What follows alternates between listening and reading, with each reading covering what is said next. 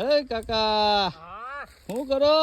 હા જો ડોંડિયું ભેગી કરું આ ઓલા કટરમાં આવ્યા ન હોય ને હા તે મેં કીધું ભેગી કરી લઉં તો પછી આ ઉપાધિ ને દાણે દાણો ભાઈ ભેગો કરવો ભેગો પડે. કરવો પડે કાકા, એમાં તો હા. સવાલ જ નથી. આપણે પાણી વાર્યું, હા સાફ સફાઈ કરાવી, હા એટલી દવાઓ સાચી, હા બરોબર ને, લેવલ પકડાય પછી પાછું આ કસ્તર ગોળે પડ્યું રે હા એ ના હાલે. આમ બાકી જો કેટલું બધી રહી ગયું છે. હા. આ કટર કરતા તો એની મને હાથે વઢાય હોત ને તો એટલું રેત નહીં હો.